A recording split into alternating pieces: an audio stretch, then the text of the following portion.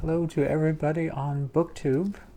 Um, this is my first time really trying to start a YouTube channel. I have been wanting to do this for a while, but, well, I've taken a little bit of time getting to it, partly because for a while I haven't had that, well, let's just face it, I haven't had a whole lot to talk about. I haven't quite figured out what I wanted to say until now. So, what I'm going to start with here is the Booktube Newbie Tag. I think is a pretty good place to start. Some of my favorite booktubers started with the Booktube Newbie Tag, so I figure, well, why not me? Question number 1. Yes, we're going to get into this right away. I don't want this to be a very long video. Introductions should not be long. Why did you start this channel? Well, I have already sort of said it. I do have a lot to say about books. I love books. My entire life revolves around language in all its forms. So I do have a lot to say about it, and I want to get involved with all of you. I've watched Steve Donahue for a long time, the guys at Stripped Covered Lit. I've been around Booktube for a while, and I want to become a real part of the conversation. I want to get involved. So, okay, what are some fun and unique things you can bring to Booktube? Well, I don't know necessarily. I guess you guys will be the judge of that, but I don't know if necessarily my tastes, not to mention my opinions, are necessarily fun, but I do think that, well, I would like to see a little bit more conversation on Booktube about, well, the authors that I love the most, to be honest. The kinds of ideas that I am constantly bugging my family with, constantly forcing people to listen to every day. So, I don't know. I'd like to hear what you guys have to think. I'd like to hear what you guys have to say about it. And then, what are you most excited for about this new channel? I think really what excites me the most is the prospect of you, all of you, responding to my many different opinions, my many questions. I think that's that's the most of it. Yes, I know that Steve Donahue also said that it seems to be banal or cliched, but I am most excited for the community, most excited to really talk to all of you, get this conversation going about, again, things that I really want to talk about. Why do you love reading? This is a question that I could spend about 2 to 3 hours on, and have in the past, much to the great misery of a few of my friends and family members. But well, I love reading because, in all truth, when it comes down to it, I don't believe that reading offers you simply a place to escape to. I don't believe that reading gives you simply for your own ideas, for your own personal development. I don't think it really furnishes the education that a lot of people think perhaps that it does. There's a kind of opinion that most people, should I say, who are not as into reading, have about people who are into reading, that somehow they are either more, maybe they're more educated, or maybe they're more delusional at best. And so somehow they're able to get things out of reading that you are, as a quote, supposed to. For instance, wisdom or information on life, some kinds of answers to the big questions. I don't believe that reading really is for any of that. I don't read to learn. I don't read to really become someone else or get into the mind of someone else. I read for the same reason that Virginia Woolf read. Simply to enrich my own life. To put, as Harold Bloom says, to put more life into my life. And I think that when you're able to read only for that, you not only enjoy it more, and I do, I enjoy reading so much, despite the fact that, well, I'll get to the despite later. But I enjoy reading so very much because I let all of that go when I'm reading. If I happen to learn something, then I do. If I happen to find a certain perspective on a problem I have been ruminating upon, or that I have been attempting in some way to dissect and then puzzle out, great.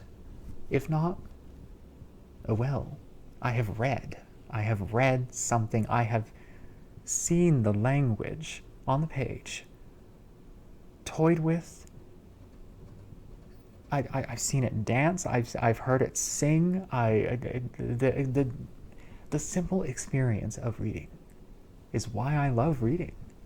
The act of doing it, the sensation of seeing words on a page, hearing them in your head. I'm sorry, Stu Donahue. Yes, I love to listen to the sounds of words, syllables, vowels. I love to hear the sounds in my head. Most of the reading that I do, however, requires that I listen to each of the syllables, that I listen to the sounds the words are making. Just because that's the way that the writers wrote them to be read, wrote their books to be read, wrote their essays to be read, their stories, their pieces in The Guardian. Sorry, that was probably a little loud. But, okay, so there's the answer to that. I will be elaborating on all of this as I continue to make more videos, but hopefully I won't make any of them longer than perhaps 15 to 20 minutes apiece. Let's pray. Okay, what book or series got you into reading? Actually, the book that I suppose it would be a strange place to start. It was a kind of a very large. It was called My Big Book of Dinosaurs. It's a very large book. I don't even know if it's in print anymore. Really, I haven't even looked, but it's a very big book, very large white book that contains all of the names of the dinosaurs discovered up to the time of about, when did I read it? 1997, 1998? Somewhere around there. It gives you all the names, a little bit of their history, a little bit of their 94, I think it was. Yes, so it gives you the names, a little bit of the history of the dinosaurs, how they lived, where they lived, what they fed upon, the kinds of ecosystems they preferred to wander around in. I promise I'm a little bit more eloquent than this normally, but I'm having, well, it fits, I guess, into the next, well, into one of the subsequent questions here. The challenge that I think starting a Booktube channel, I think that the biggest challenge will be getting comfortable with the camera. I've never done this before. I never have. I'm very much accustomed to talking to other people. I will try very hard to think of this that way. I will get used to this, but for now, it's very new. It's a very new experience for me.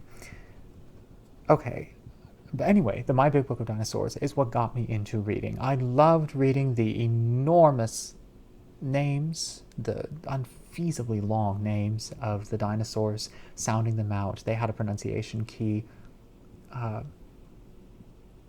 in parentheses after each one of the names listed. I loved learning about things that didn't exist anymore. It started my love of history and so many other things. And then, what questions would you ask your favorite booktubers? All of my questions have to do with books that I've read. I want to know if, for instance, because out of his, 3,000 videos, I haven't seen one in which Steve Donahue talks about liking or having any particular taste for somebody like Harold Bloom or Cynthia Ozick. He briefly delineated one of her newer books, the Critics, Monsters, Fanatics, and Other Literary Essays. He very briefly commented on it. But I know he's not very into reading criticism, but Harold Bloom I actually have it. I have the book right over here on this shelf yes, this area is normally not that clean when it comes to, it's very messy. I have my books everywhere around me. I'm reading about, what is it, about 11 or 12 books right now at one time. So I know, again, Steve Donahue, very, very sorry. I do read multiple books at one time. I hop from one to another after I have finished a chapter or a piece in a collection or whatnot. I hop on over to another book that I just cannot wait to get to.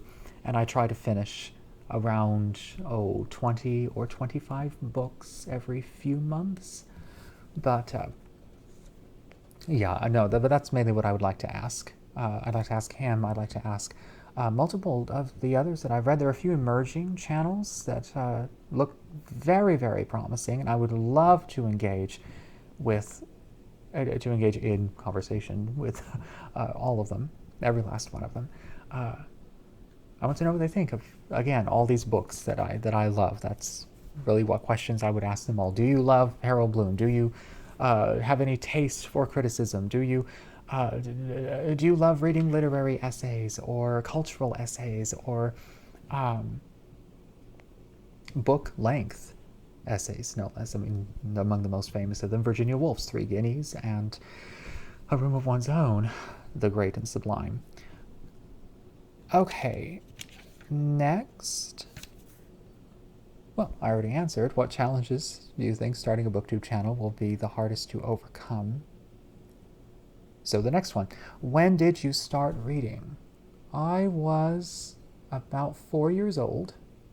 I came to reading somewhat late because I had a heart condition when I was very, very small, and my agitation did not allow for the sitting time that was required to finish a book, any book, even a tiny, tiny children's book. Children's books are where I started mostly.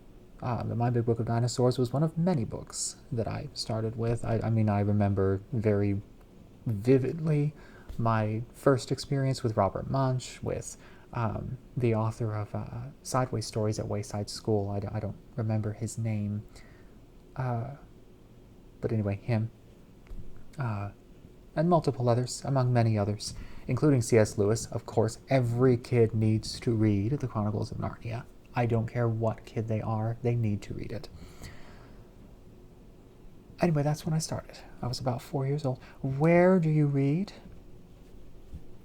Everywhere. I'm one of those really irritating people who takes a book everywhere I go. I look very pretentious sitting in my car when I'm at a drive-through, or just sitting outside of a store for a little bit while I finish up a chapter that I've been wanting to get to and just cannot wait for. I look very pretentious there with my book in hand almost all the time. I carry one with me everywhere. But I'd like to read, I will say, I'd like most to read. Well, mainly right here on the couch my blanket over my lap with a cup of tea or my morning cup of coffee, and I love that. I do. I could be here all day, every day, reading and reading and reading and reading and reading, but one has to have a life. What kind of books is the final question? What kind of books do you like to read?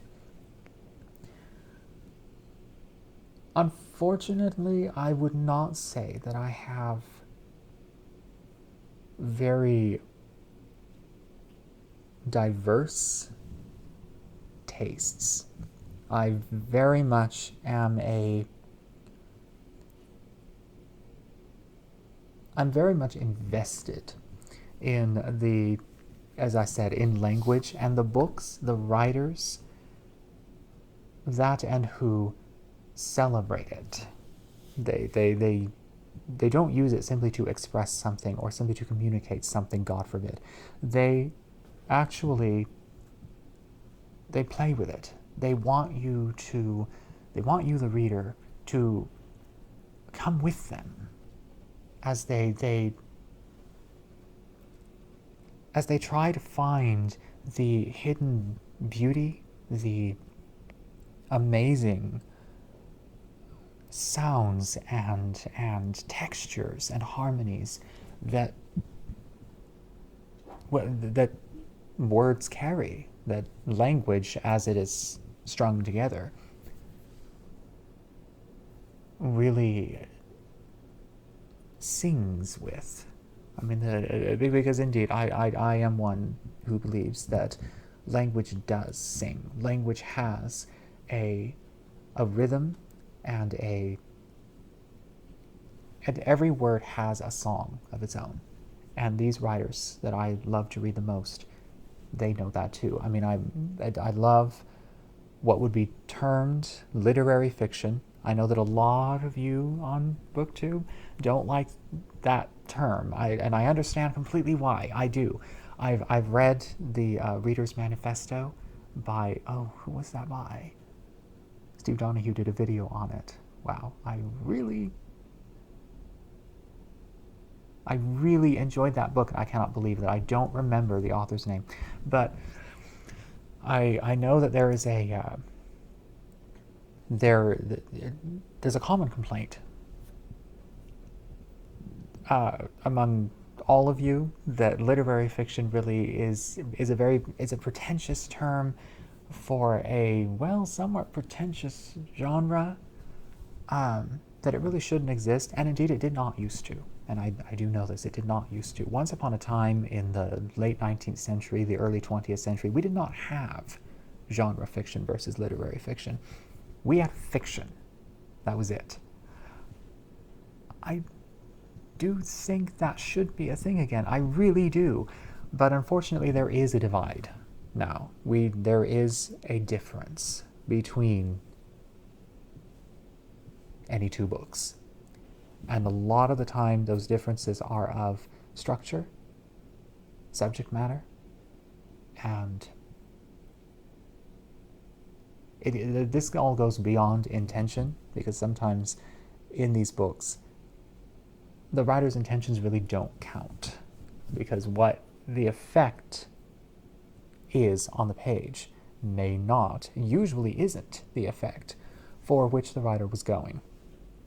So if a writer, for instance, intended a book to be some kind of a more philosophical, poetical, science fiction adventure story, but all it comes off as is a lot of playing around with words in maybe a way that isn't very engaging, and the story is lost in the writer's many words. It no longer is a science fiction adventure story. It becomes something else. And so, usually that something else is literary fiction. I see where, in other words, I do see where it came from. I do see why it is a genre, and I see that it is a genre at all. But it is, I suppose if you want to say it, it is what I read the most. Mainly, which is simply to say that I read even novels and short stories that concentrate more on the language than on the story. But from what I've seen, the writers that I love the most, they know what they're doing with that. They don't really, most of the time, they have a handle on their intentions. They have a handle on their purpose. And so they know how to weave sentences together according to that, to really create according to the intended structure, to an intended structure. But, so, Henry James, Cynthia Ozick, William H. Gass, Oscar Wilde, even Ralph Waldo Emerson, Henry David Thoreau, all of them I love very much because of their ability to play with language and to fit the language to whatever it is they intend. W.E.B. Du Bois, or Du Bois, he wrote that wonderful, that amazing story in The Souls of Black Folk, about it was called, what was it called? The Coming of John, I think it was. And it's a play on the language related to the divide between, of course, the prejudicial divide. He used that language to an astounding effect. There wasn't much that happened in the story, but the way he used the language to flesh out a character, to bring a kind of, to bring a collection of ideas to life in a new living being of his own creation. He did that. That's the kind of stuff that I love to read. It is. James Joyce, Virginia Woolf, all of them pretty much did that. The high aesthetes did that, especially. And I will admit that I am very much with the high aesthetes in just about everything they did. So, I'll have to probably in another video show you some of my latest acquisitions, my newest books. I got a bunch of them by Carlyle, by Walter Pater, of course, pretty much the founder of the aesthete movement in the latter part of the 19th century. I love that. I do. I love all of that. I love the books that use language to do everything, just to do all kinds of things. Anyway, that is the Booktube Newbie Tag, and this video has already run to almost 24 minutes. I am very sorry about that. But, so, hello to everybody. I have been watching all of you for a while, and I love all of your guys' enthusiasm for books. I love your channels. I love what you all have to say. So I would love to get involved. I can't wait to really start talking to all of you and, well, to really get into this community. This is very exciting for me. It is. It's very exciting. And, well, I will see all of you in the next video. And until then, thank you guys for listening. Thank you all very much.